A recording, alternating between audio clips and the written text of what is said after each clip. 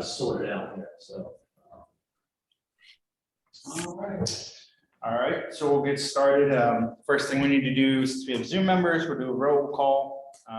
We'll start with Sean? Sean Sullivan, Here. Richard Smith, Evan Folds.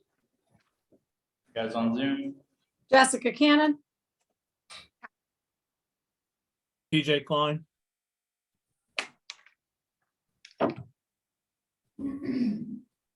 Kat, are you present? Yeah, can you hear me? Yep. Yeah. Yeah, I said Catherine Pullman, but I am present as well. Okay, that sounds good. So we'll move to item 1, approval of last month's minutes. Are there any questions, concerns, addendums to that? Nope. Okay. Anyone want to make a motion? Motion to approve. Second? And we have to do a roll call vote on that. I think. Okay, approve. Aye. Aye. Evan. aye. Aye. Aye. All right, unanimously approved. We'll move on to item number 2, energy and efficiency and conservation block grant. So I will turn that over to Dave. Yeah. Just wanted to make everyone aware of the new block grant that's just been released. They in the last week or two, they officially opened the portal for submitting grant applications.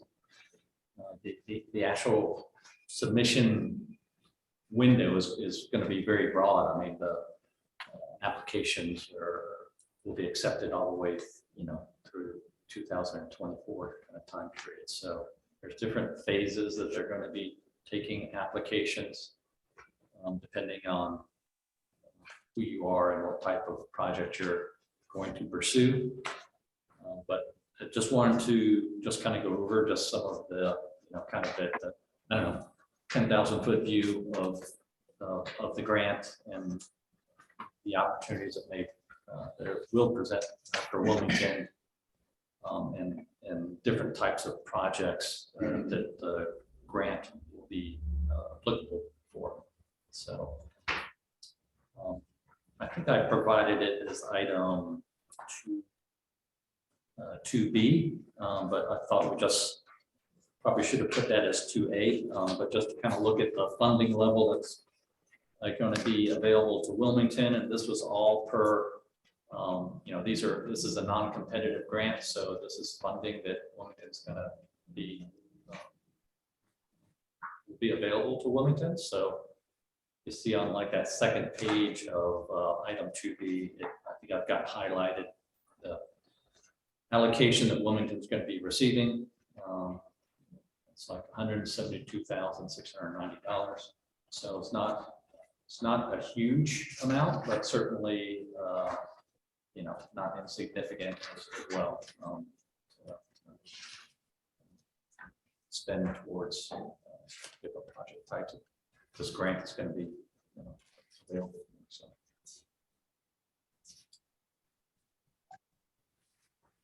Any questions, comments there so far? Do you have any initial thoughts on what you or the city would like to use the grant money for? No, so I think we kind of take a look through the various project types here going forward, and yeah, would certainly, that's kind of why we're bringing it forward to this group, is to kind of get some feedback.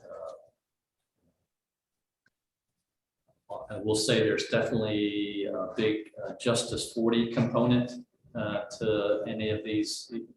While this funding is allocated as they're direct grants, so it's not competitive. We don't have to compete for this money with other cities. There will still be an application process. You have to submit like a plan on how you're going to spend the money. So you have to, you can't just say, yes, send us the money. Yeah.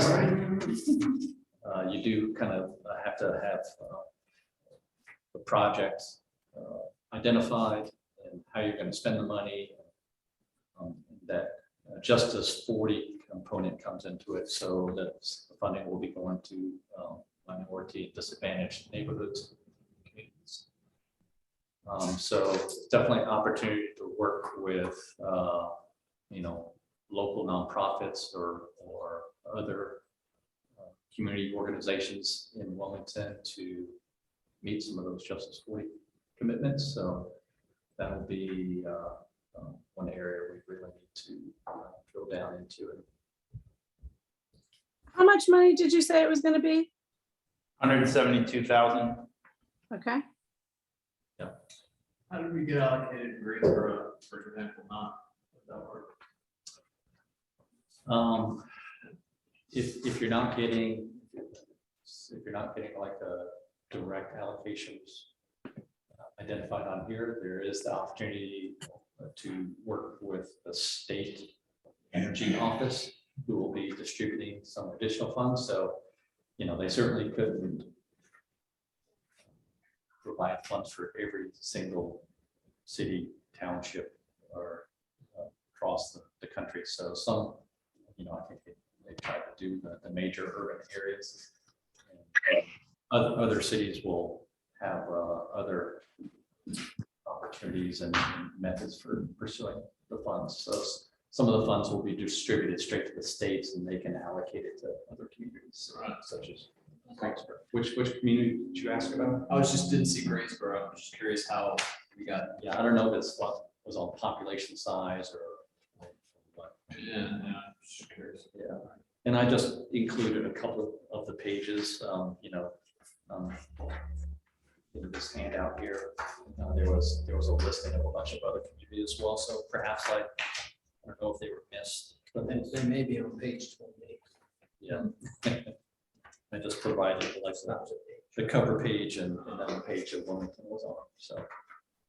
I think the links that I sent when I sent out the agenda Full list. had the full list on there, so if you want to refer back to that, perhaps they were on it. It was like, 30 something pages, so.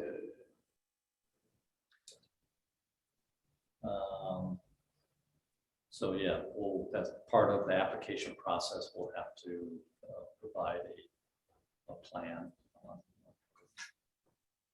through the project. So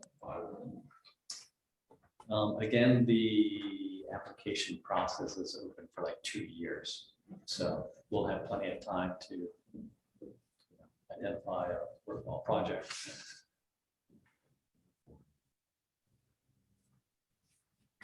So why don't we go back to item 2A then, which I provided several pages again of just kind of information on the grant. So that first page under 1.0, the purpose is again to reduce fossil fuel emissions, reduce total energy use of eligible entities, which as a local government we are. Improve energy efficiency in the transportation sector. So again, it's not focused on just buildings. You could do things like installing EV charging stations. And building a clean and equitable energy economy. And that's where it kind of touches on those Justice 40 initiatives. So there's a chapter area on that in the grant information application. Can I ask you, you guys, both of you, Davids, so when money comes like this down from on high, is it strategic to maybe try to target or tie it to something that would be politically more difficult to do versus easy to do with or are they going to apply their ideology to everything equally? Do you see what I'm saying? Like, is there something that would be harder for the city to allocate its own funds for, that we should maybe narrow down a few things that would be very desirable from our perspective, but might be a heavier political lift? Or does all money sort of get treated equally, whether it comes from our own coffers or whether it comes from a grant?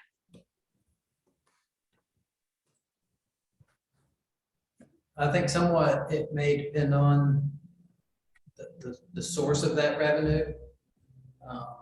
The most recent example is all the ARPA funding that we got following the pandemic. And there was definitely an interest to make sure that those funds were applied to help the community. I mean, that's a large part of the reason that we got those funds. Not sure that would be the same story here. I could certainly talk with Tom and get his read on the situation and bring that back to the group if that's maybe something that we ought to consider when we're talking about what we ought to use it for. But Got I do think you make a good point that it's certainly easier to tackle problems that are not necessarily in the main streamline of what we would want to tackle with regular taxpayer dollars, or excuse me, our local taxpayer dollars, if somebody else is offering. So that's a very legitimate point of view. Something to just keep in mind, so.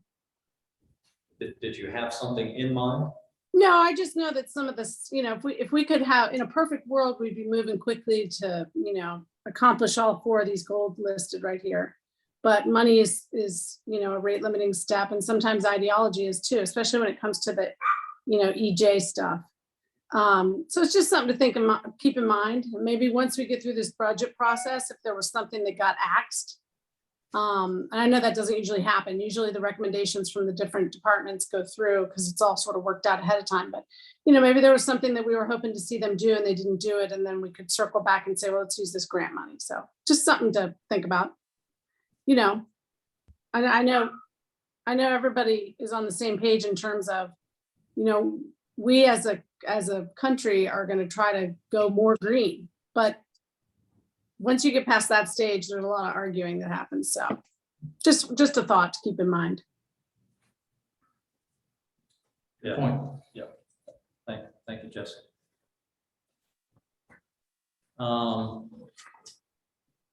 Moving on to the following pages, and it lists a number of different activities that the grant can be applied for, and these are kind of broad areas again. Communities are certainly have the opportunity to provide kind of something more specific outside of these guidelines necessarily, but these are kind of some of the key areas that the program is identifying. So there's like 15 different items here I think I had highlighted. Don't necessarily have to go through each one of them, but there's certainly things like putting solar panels on top of facilities to increase our use of renewable energy would be available. You could do things like if we wanted to identify a climate plan or formulation of energy efficiency and energy usage goals. We could hire a consultant to help with that process.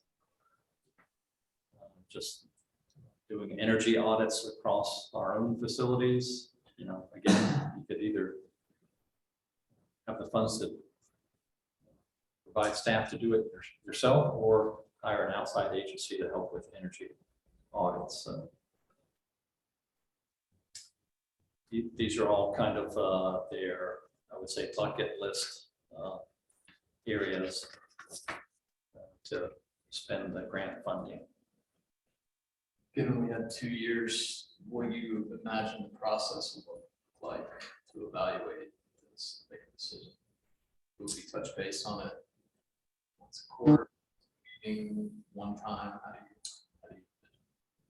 do you Yeah, I would definitely see it being kind of on until we decide on a project. I could see it coming up, as we hit benchmark decision points.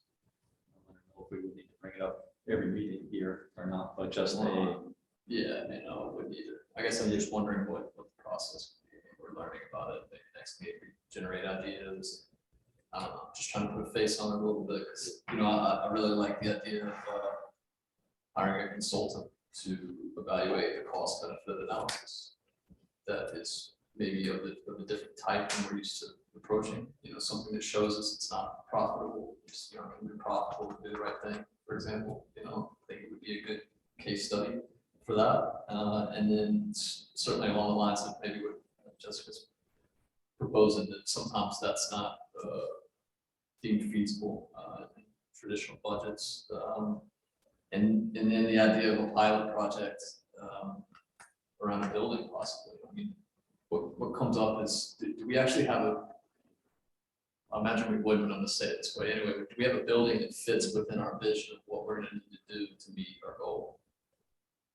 You know what I mean? Like, is there a building that sits in that posture? We might not even know the posture we need to sit in to do that. Maybe that's part of the exercise. It's getting to a point of saying, basically, if we're gonna do what we're saying we have to do by this date, our buildings need to look like this, and then use the money to make a building look like that. I think of that building at Georgia Tech, there's a name for it, I can't remember, but it's a project at the university that made a completely self-sufficient building. I heard of that. It's a pretty cool project. It's like way over the top. I mean, it's in a sense, It's like I mean, I guess like a we're gonna living get to building that. challenge. Yeah. Maybe it was something like that, but we don't need to go that far necessarily, but it would be really neat to kind of carve out a case study, pilot project type scenario. Maybe I'm getting ahead of the game, but that's a couple of thoughts that come to me. Yeah, I mean, I think, I think the first step is what we're doing right now is presenting this info to you guys to chew on for a bit and think about. I think following this one, I'll bounce off some of the city leadership with ENT, if we kind of identify some possible project areas we want to pursue. I know, and we talked, the last meeting was doing a budget request for the fleet sustainability plan. Yeah. I think this would probably fit in there. Yeah, it's pretty much there on 38. On page 38 it says, develop fleet replacement plan, including stakeholder engagement and Yep. input, and it says procurement, legal and technical support to purchase EVSE. So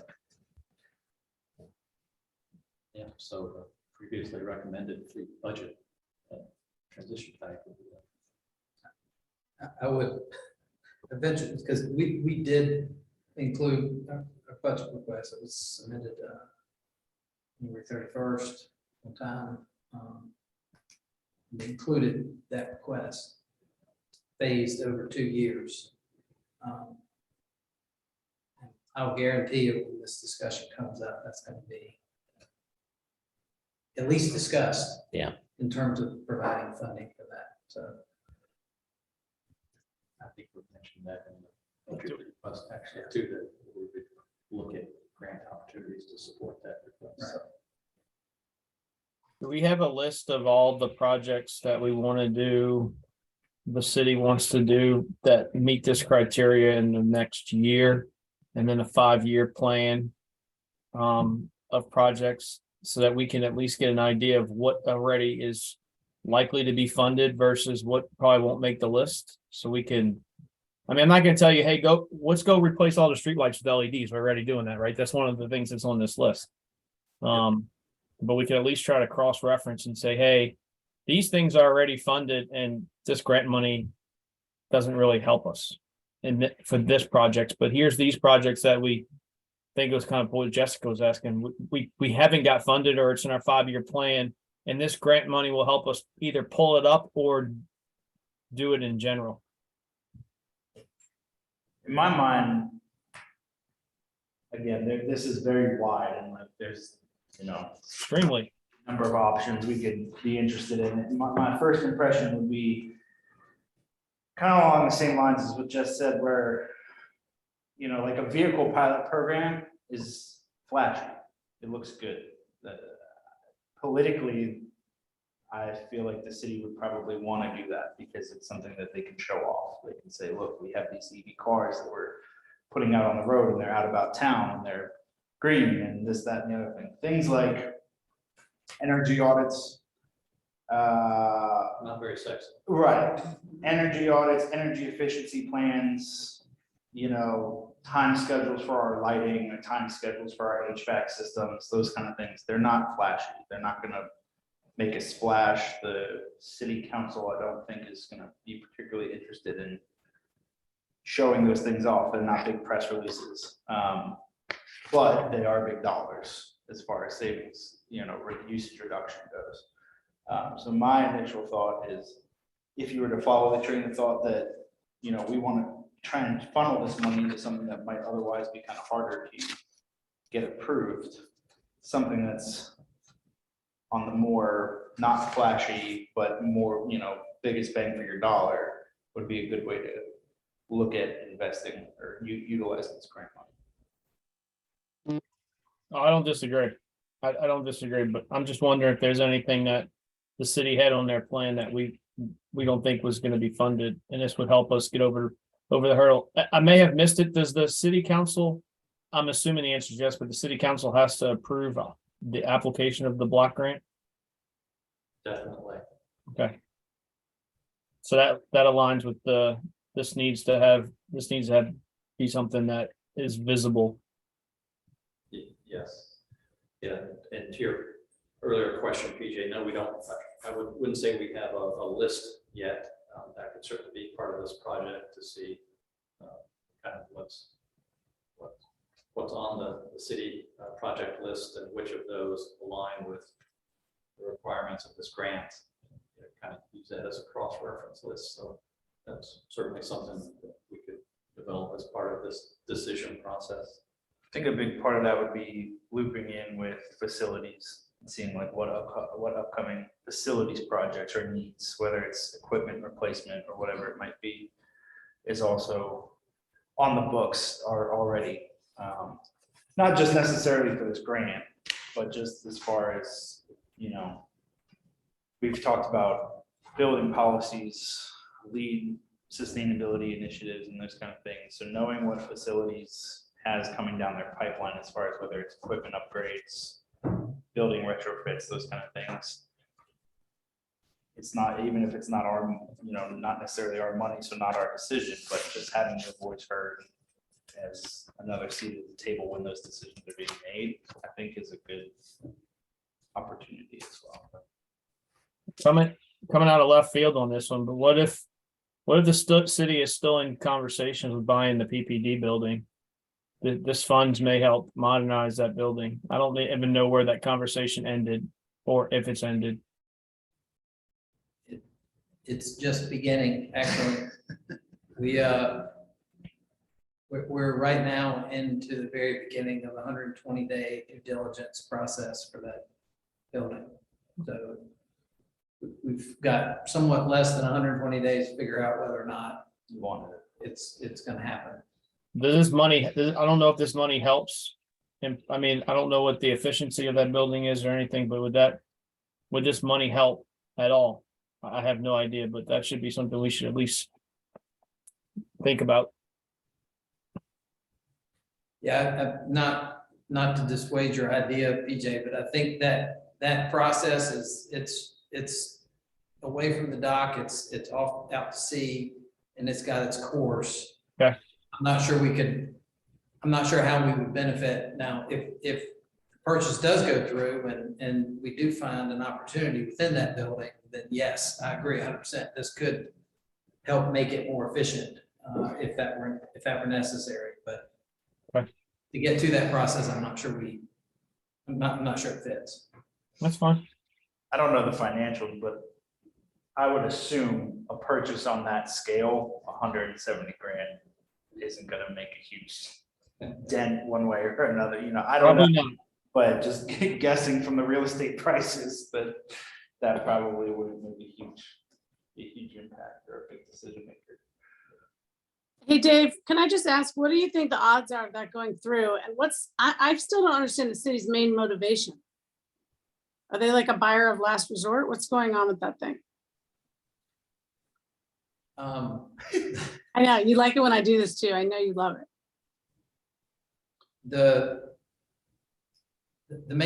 One of the main purposes is to provide a campus for centralizing city services that doesn't exist right now. Got it. There was actually a space needs study that was done that would replace the building that we're sitting in right now with the new campus. that would house a whole bunch of departments that currently are scattered.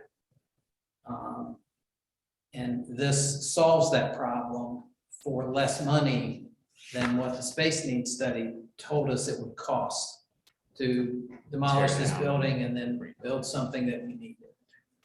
So that cost was like $90 to $95 million, and we're currently looking at less than 70 at the old PPD building. When was that study done? I know this isn't our thing, I'll let it go, but just out of curiosity, when was that space needs study done? Within the past year. Oh, how convenient, got it, okay, thanks. Yeah, and and just keep in the back of your minds with, all of these projects, kind of how and to what degree it ties back in with the Justice 40 requirements of the other grants, so. Not to fall further down that rabbit hole, just out of curiosity, with that study, did they identify if they were to centralize to a campus, are we able to then decommission other properties? Or like sell off, are there other properties that 6 buildings. we, okay. Well, that's, yeah. From a use standpoint, you'd have to look into it, but from a use standpoint, that could be a big help energy efficiency wise. Okay. Be an impact there. So I assume New Hanover has some money from this as well. It's not on this couple of pages. I don't I think. don't think so. I don't think it's going to count. I think Yeah, it's going to it's local. Okay, because it says counties, but is that, I don't know if that's different states. I don't remember seeing New Hanover like on that list. Because I was just wondering if they were included, maybe you want to work with them a little bit just to make sure you aren't, pursuing the same thing or similar things. I know there has been some talk in regards to local governments throughout the state combining their funds into, there's a lot of talk right now, and I think there's actually movement in regard to a North Carolina Green Bank at this, at kind of at the state level. And there's been talk about local governments, do we want to look at everybody combining their funds into this green bank and using it to really have an impact across the state, as opposed to whether that's funding energy efficiency improvements and residential and commercial sector, but so that's very, very early stage, but those conversations have kicked around. So, but the whole green bank thing is in its infancy as well, but I think they have named a person to lead that effort at the state level. So definitely following along with how that progresses. So, and whether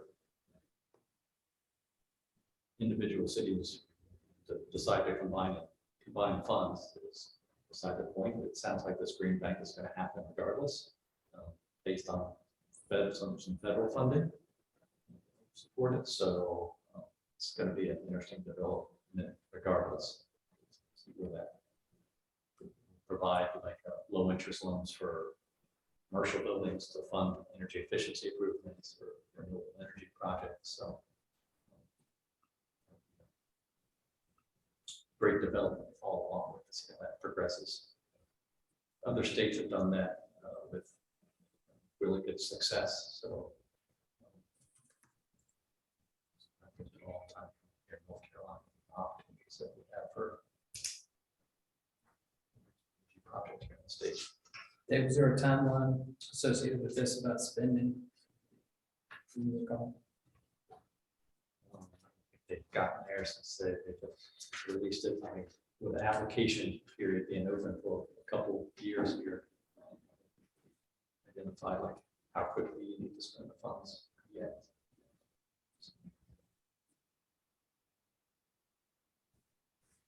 Any other questions on the grant? One other thing I wanted to mention, so this, they list these 14 or 15 project areas. Then I think Richard mentioned some of the areas that I have identified, which are listed on their numbered pages 37, 38. Those are what they call their blueprint topics.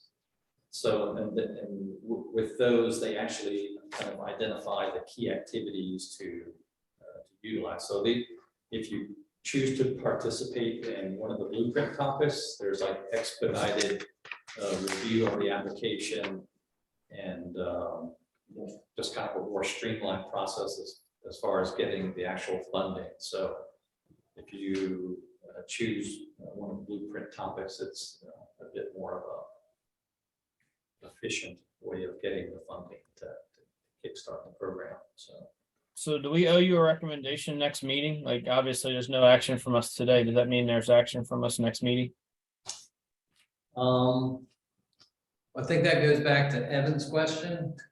And I would just suggest that y'all as a committee kind of prioritize what y'all thought was the highest priority recommendations from the ad hoc task force report.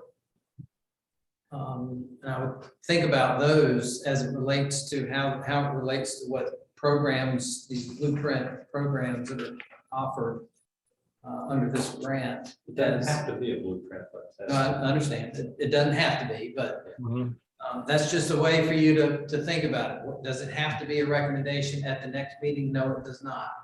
No problem. But you know, this money's there. Our process to go through the application, we'll have to submit a council agenda item. And then once they act, which typically it's at least probably six weeks to a month to 6 weeks to actually accomplish that. And then we'll have to formally file the application. And then when the award comes in, we have to go back and appropriate the money. So all of that takes time. I just, as we go into this thought process about whatever recommendations y'all want to present, just remember that's on the tail end of whatever it ends up being that we decide. Okay, Maybe this should be clear at this point. You said the money is there. Is it actually there to be spent already? Pending government approval. Correct. Maybe that just one more time around the track with that. Like, when does it come available? It says we have 2 years, but does that mean? It's available now. We just have to submit a request that says this is what we want to spend it on, and the government entity has to say, yes, And then this we is go an to acceptable council. use. Correct. Got it. So there's no, we can go ahead and start thinking about making decisions since we're on route. Right? We can Not that go, we need to rush or anything like that, but like there's a 2-year rush. So I'm clear now, yeah, that's all. But, so yeah, that's how much we're eligible to spend or to obtain. And we just have to fall, our ask has to fall within their guidelines. And for y'all's perspective, the ask has to fall within your guidelines. Right? So we just got to make the two mesh up the way that the committee, should. I mean, for the Justice 40 initiative, what do you guys see in here? I mean, I see this training of a workforce, which could be good. But if you were to try to steer it towards that, I mean, putting solar panels on something maybe doesn't really reach that. I mean, I know it's still worth pursuing, but. Yeah, I mean, I was kind of following that same train of thought you are. Like, I don't have experience with justice with so that's definitely not my specialty, but like, just as a layman looking at it, I see a very narrow range of things where if we're talking about improving efficiency or energy conservation for government facilities or services, how we can use that to bump up the Justice 40 part, like how those two can tie together. To me, they don't. Just again, as a layman who doesn't really know anything about that, like, just looking at them, I don't see the like common threads between the two very easily. Yeah, I think that's, you know, an area we'll have to get some guidance on. Okay. Look at examples of what other communities are doing Sure. perhaps. Yeah. I think- Sometimes. Go ahead, Ken.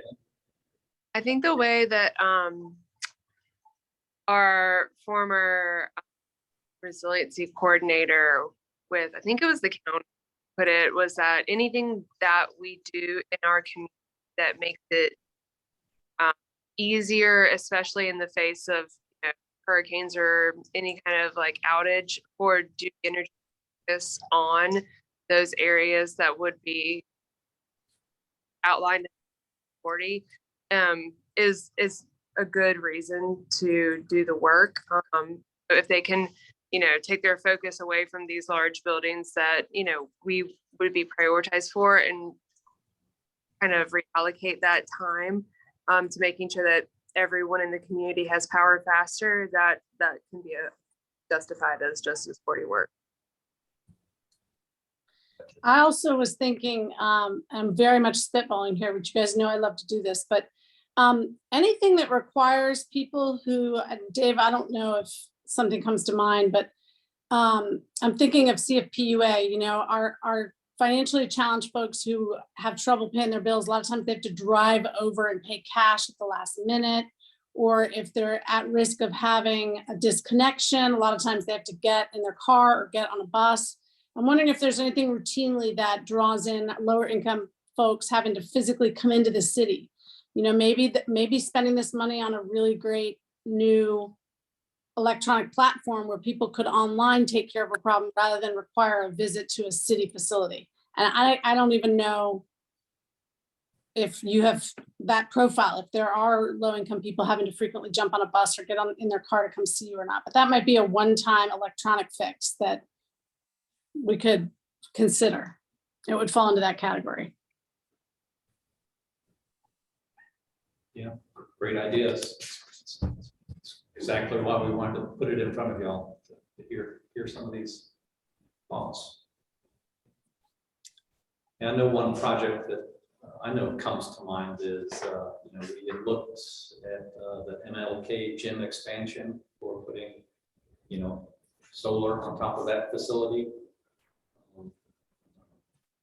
You know, and using that facility as well as that project, as part of it already has like a community kitchen aspect that they're trying to include as well as part of that gym expansion project over there. And I know they're facing a budget shortage because of increased construction costs over there. So, you know, I don't know if it could be used to help out with that project to get it. That's very cool because it's sexy and it's helpful. Like Yeah. you know, and it puts them on a better footing, you know, maybe the construction costs up front are compensated because their power bills will be lower down the road, kind of a justification. So that's kind of a cool idea. I need to read more about that. Should I just Google news articles about the MLK expansion? I don't know if there's They're talking about it. there may be something on the city website in regard to the MLK expansion. Okay, I'll look there. You're so disembodied sitting behind the camera. We need to get you around the other side. I'm sorry, I'm at the edge of it. No, oh, got it. Okay. I just see my gut every time. I'm like, man, I'll keep my hand down here and move my finger when I'm talking. Got it. For some reason, I thought you were around the other side. Seems like we need some form of a process here. So there's a little bit of chicken or the egg, because, you know, how much does the feasibility study cost? How much does that cost?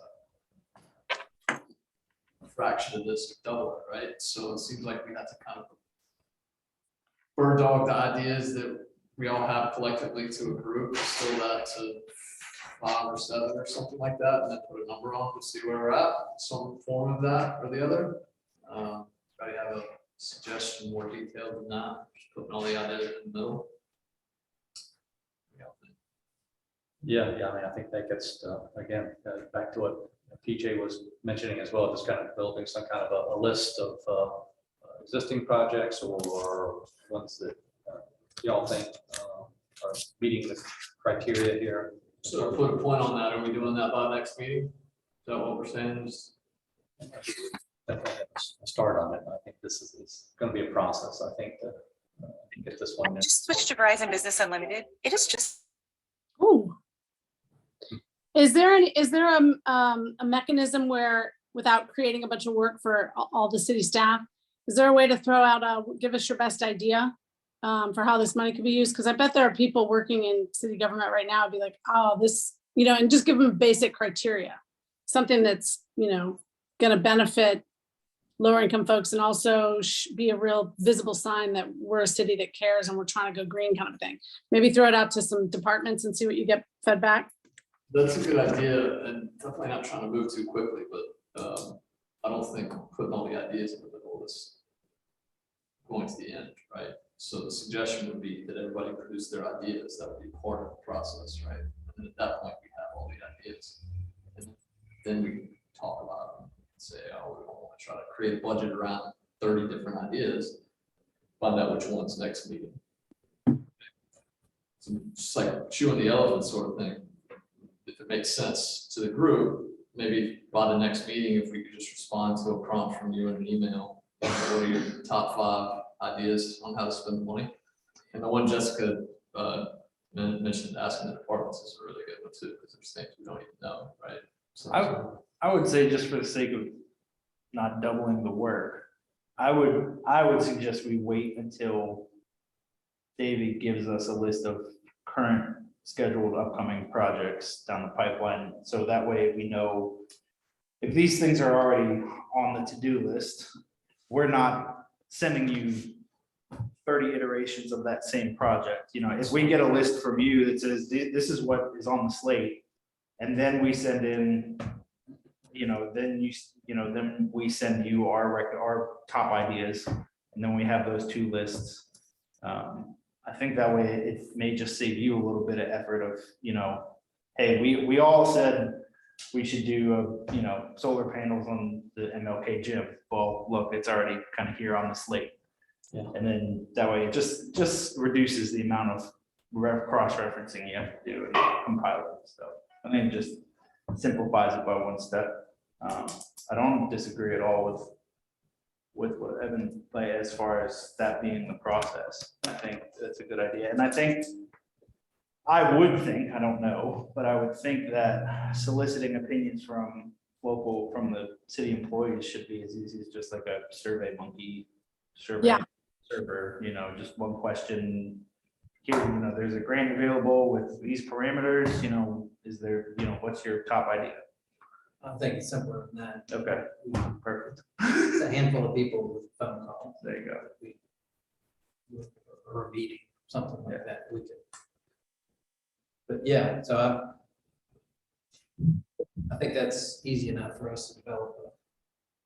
And the other thing is, we don't have to put all the eggs in one basket. Right. I mean, you can split this up. Yeah, that's a great point. 3 or 4 different ways. It's just,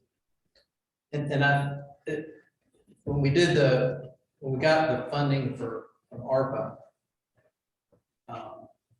not that the amount is even comparable, because it was a lot more, Right. but that's what we did. We had a standing committee of city staffers, and we developed exactly through this same sort of process. Here's the criteria, here's some options, what rises to the top. And so we can do the same thing. And we presented, I mean, that pot of money was split up, a whole bunch of that. I different got ways. some, So, not me, but the co-op did, and I saw that. Yeah. It's pretty impressive, actually. So I think we can come up with at least a starter list within a month. Okay, cool. Let's do that. And part of my reason for the question is that there's gonna be continued pots of money that show up. Yeah, I was just gonna bring that up. This isn't gonna be the only grant. This is, the other ones may be competitive grants, but yeah, there's definitely a lot of other funding opportunities coming. And if we don't have a list of projects, it takes us a lot longer to respond and react. Agreed. Yep. All right, should we move on to item number 3, sustainable municipal building policy? Turn that over to David.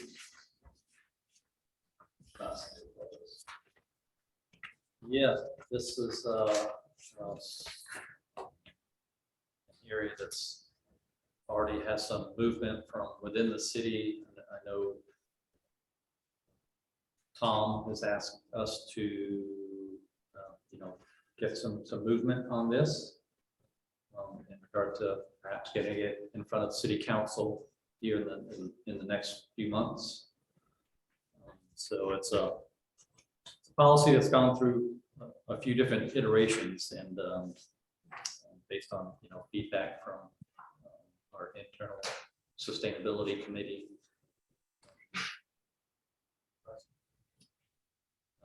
But we definitely have it kind of based off the U.S. Green Building LEED guidance certification process.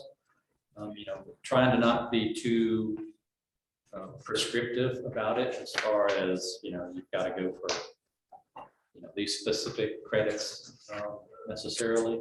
I think I do call out a few of them, which I think are, critical to meeting our city goals and our clean, not only greenhouse gas emission goals, but clean energy goals.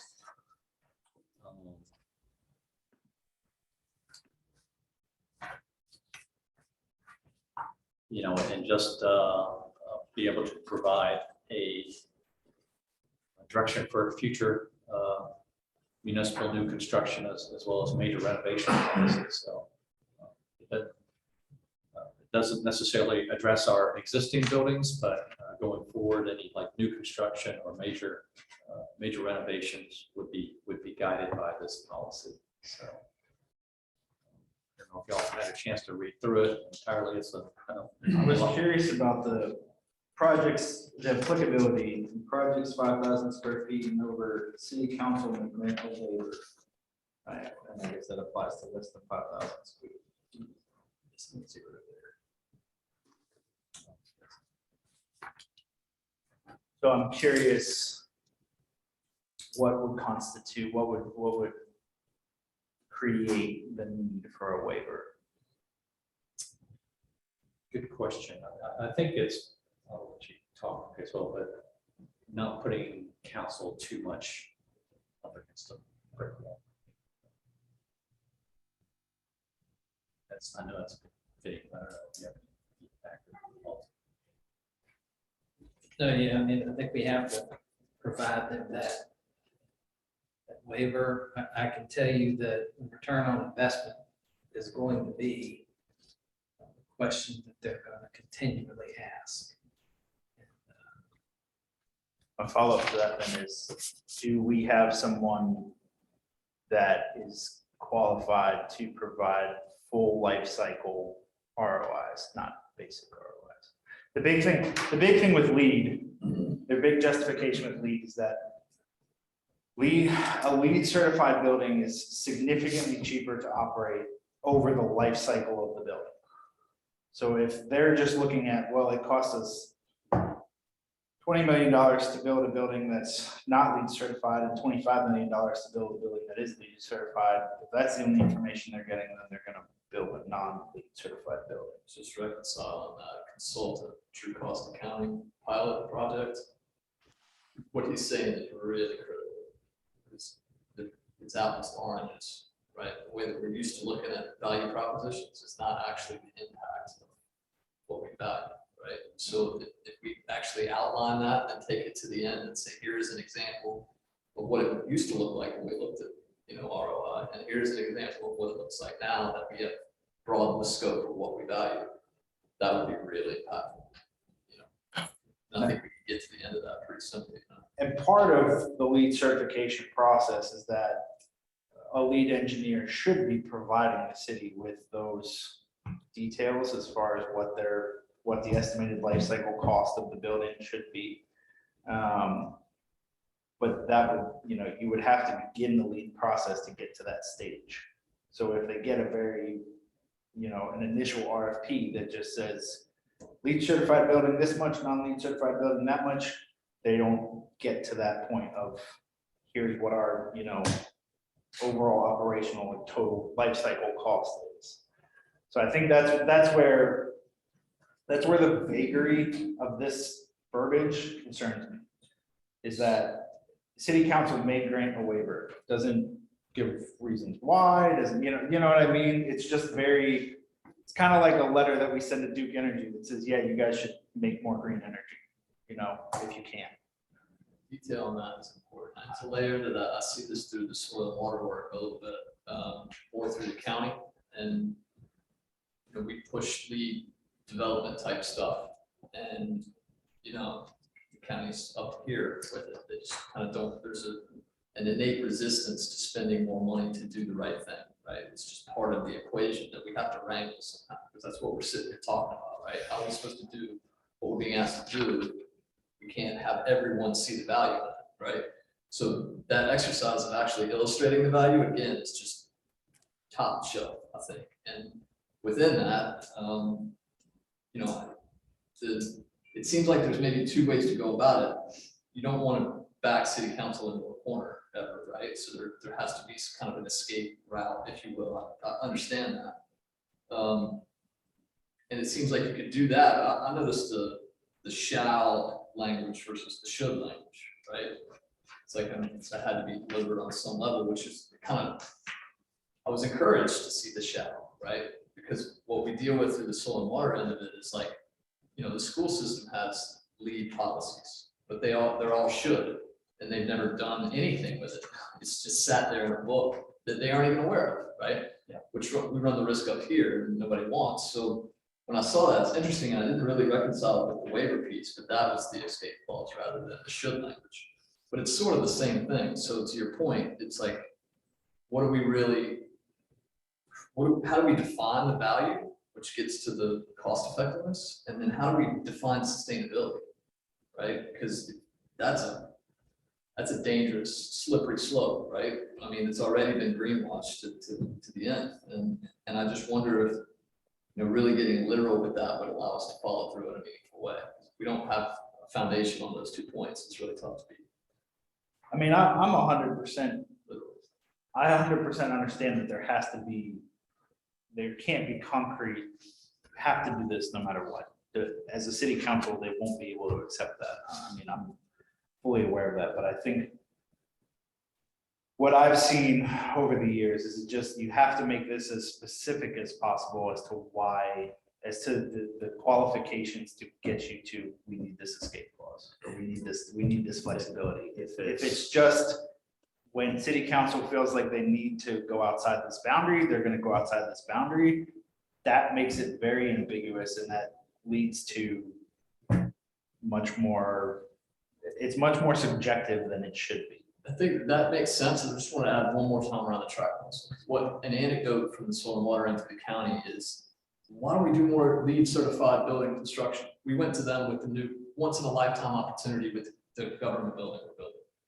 And they didn't want to hear it, which is really unfortunate. And I could go a long time talking about how unfortunate that is. But the point is, there was no trigger to understand value. There was no platform to even begin with something like this, right? Which was part of the problem. But it all falls back to that, that idea of being able to have an understanding of what we're working with. So, through that county moment, I think that's what it comes down to, the sustainability piece and the ROI piece. Somebody can do that math for sure. I just think that's going to have to be, it's part of city council's mandate to responsibly use taxpayer dollars. And so no, they're not going, they don't want to spend more on a building than they have to, because that's an irresponsible use of taxpayer dollars. But they have to be able to be presented with it has to become part of the process that they're getting a full life cycle cost return ROI versus just a basic recoup on the cost. Because otherwise, and if they get that, LEED looks good. LEED is cheaper. It's the same thing when we were looking at gas gas cars versus electric cars. When you look at the initial cost, the electric car is more. When you look at the life cycle and the cost of operation, the electric car is way less. It's the same idea. They just have to get to that point where they're getting that information and not just the purchase price. Right, and then I'm sorry, one more piece. It's not always city council. It's also the pressures that city council feels, right? So a lot of the feedback of why we don't want to do lead through the county is that developers don't want to spend the money to do it. Like, we actually got that answer, which is real, you know? So like city council should be able to have an out, but as city council, I'm just gonna say it because this is the way it comes to me. It's like, where is the allegiance? Is it to the actual commitments that we made through this, or is it to the people who don't want to spend money? And how do we play in that reality without being as explicit in ways that we might want to? It's part of this, you know, and it's part of, it can be impacted by how it's written, I guess is what I'm driving at. Great points.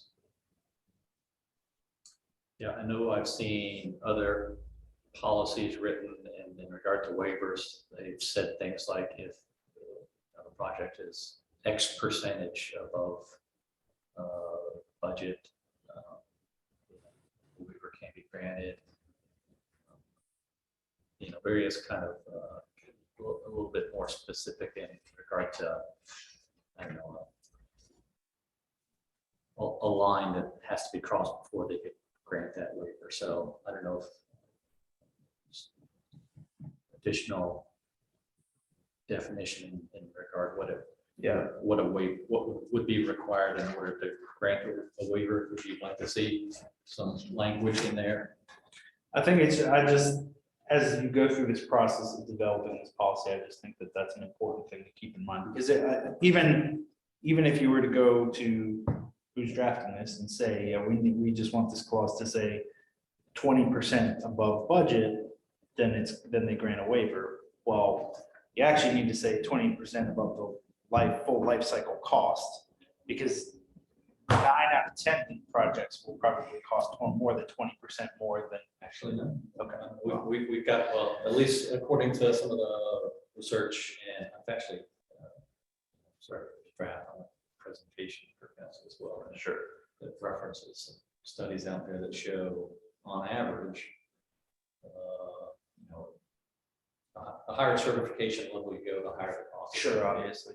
We're suggesting just lead silver. Yeah. So, which are the majority of the projects out there.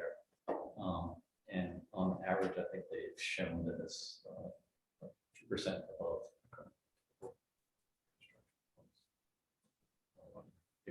Which is, you know, quickly make that up in operational costs. So I guess one suggestion, pay attention to the life cycle cost analysis that's written in here, and that definition, I'll be satisfied.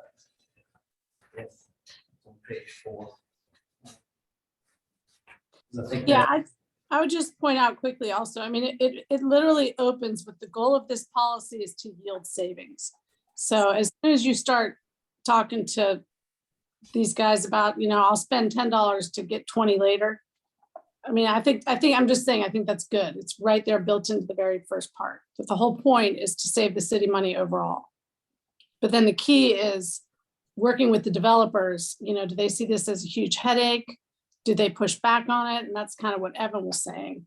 And then I don't know if on the waiver, if you can sort of have a generic phrase, you know, unless there is a very compelling, you know, immediate reason, these policies shall be adhered. And if there's a compelling or immediate reason, then a waiver will be considered, or something where we really slow them down if they try to do waivers too broadly. But anyway, keep going. I just wanted to raise those 2 points.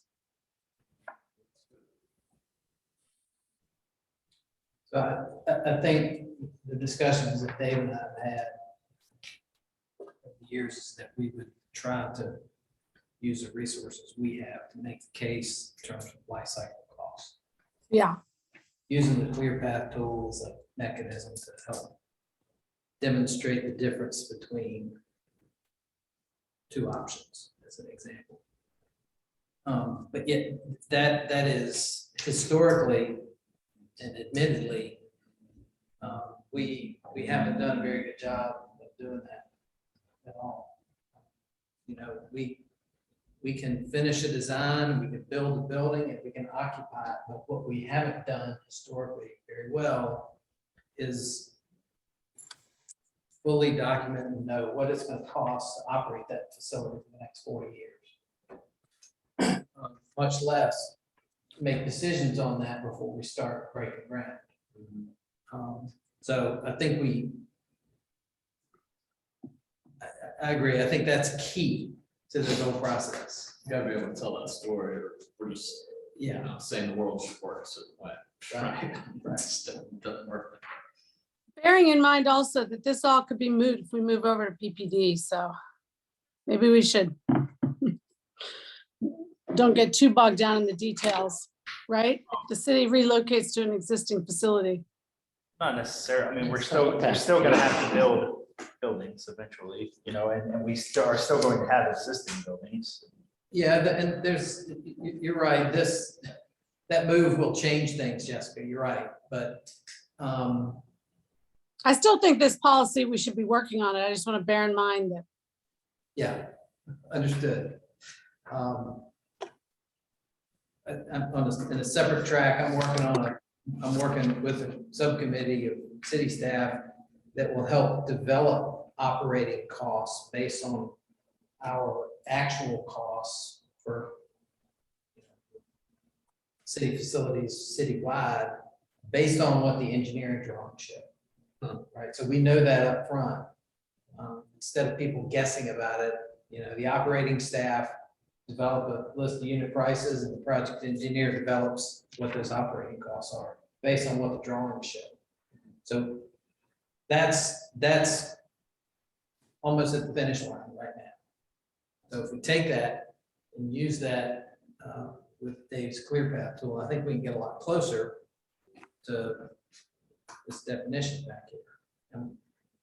And if that gets presented as part of the product, right?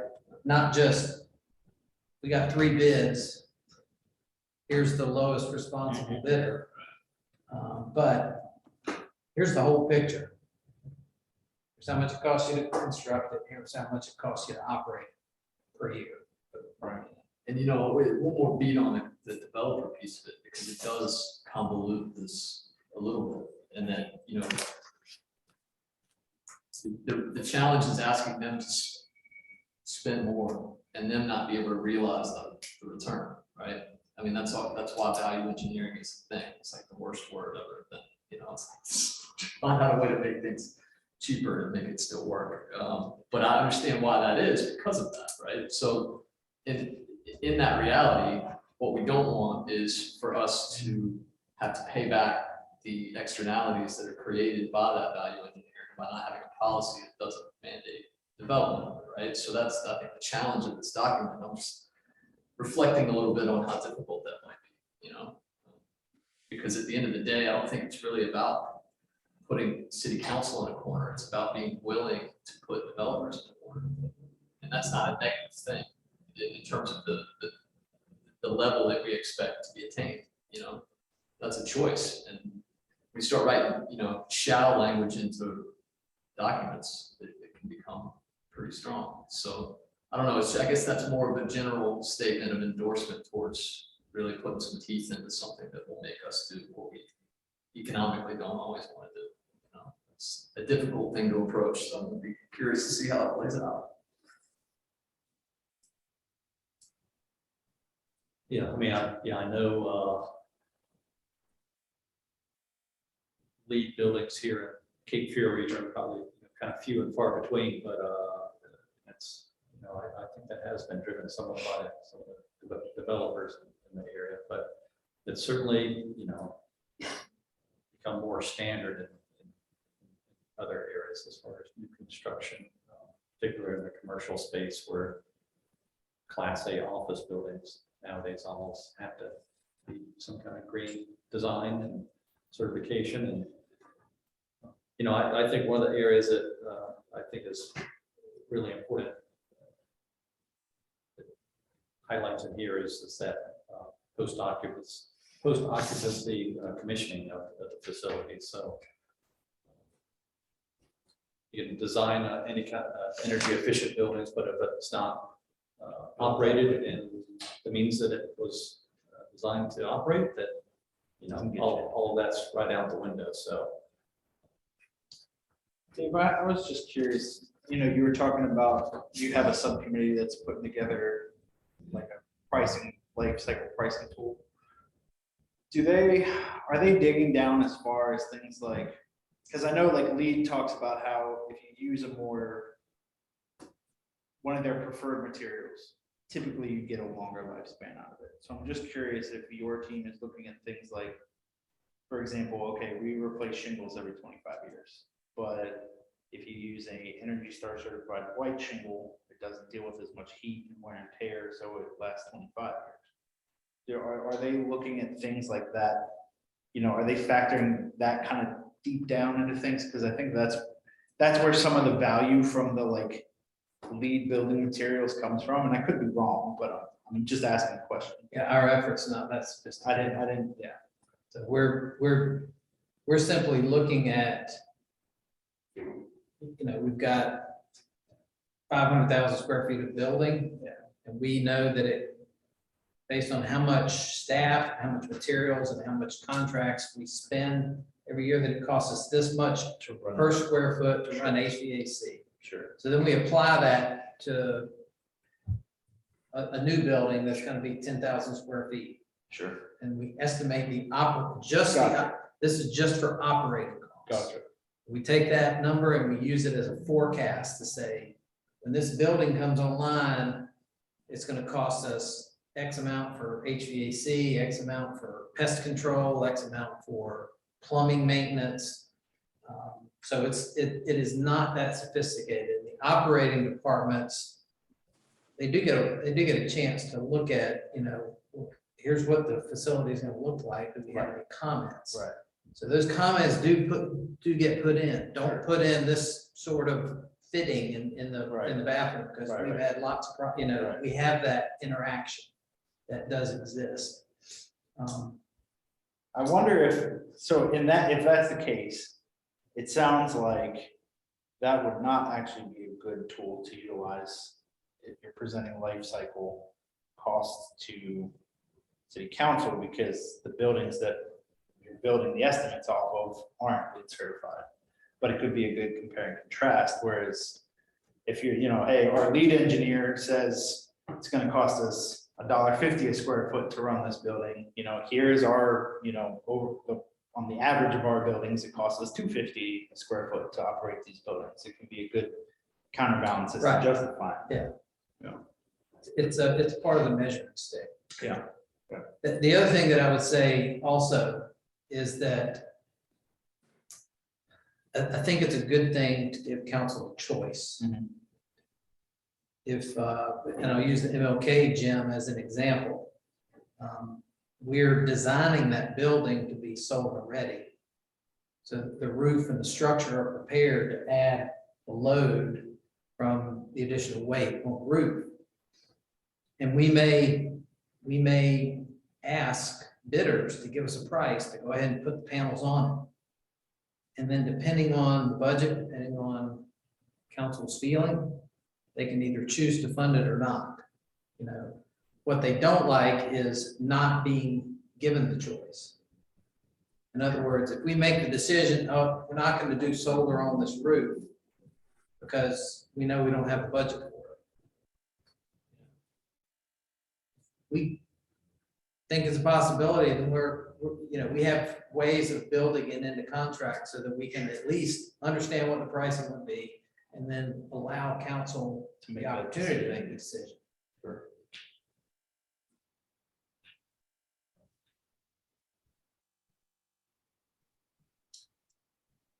Yes, so the point of bringing this draft in front of you all today was to get this feedback and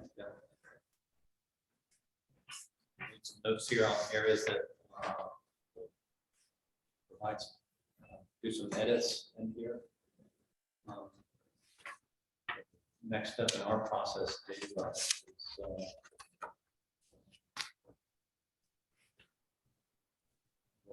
don't know if we need to bring it back to this group to get a vote on recommend moving it forward to, I mean, what's after this, would it be back to EMT or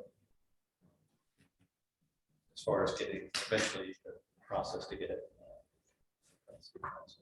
I think definitely we need to bring it back here because there's some tweaking that needs to occur. And then we can talk to Tom and deep down and ask him. It may not have to go back to EMT, but It's the executive management team. Sorry. Talking acronyms. Yeah.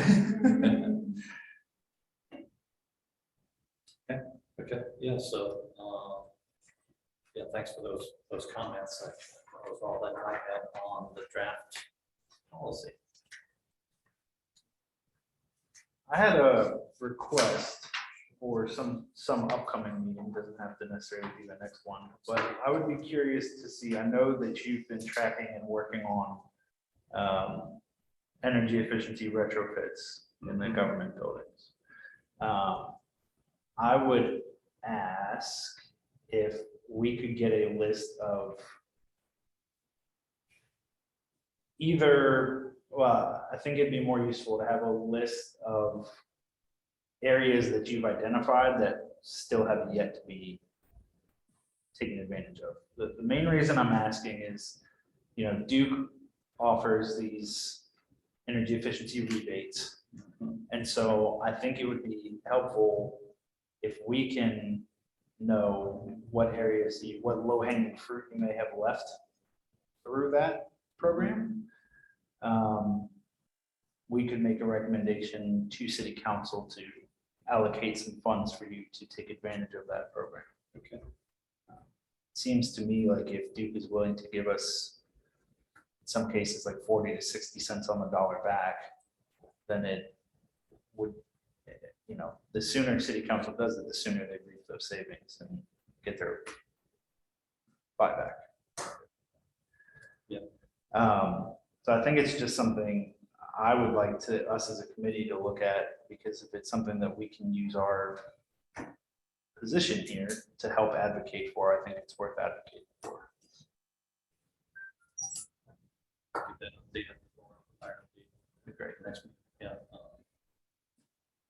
Just quick update. Yeah, I think we kind of got an area we're looking at for this fiscal years, which I have to spend the next few months here. And in July, we'll have a fresh batch of funds. Yeah.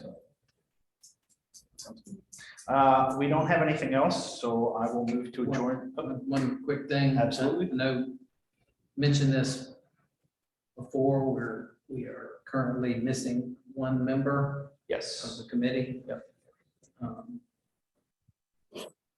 I do know that the city clerk has been in contact with the mayor more than one time, probably several times, about this missing person, missing committee member.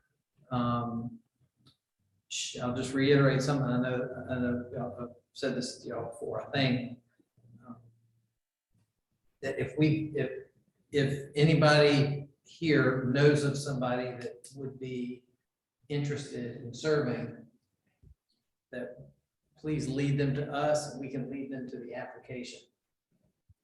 which I think I sent that link around to everyone pretty recently. If anybody needs that refreshed as far as a link to the application page for the committee, So let me know. Quite frankly, like, is the mayor having a hard time finding a qualified candidate or finding interest, or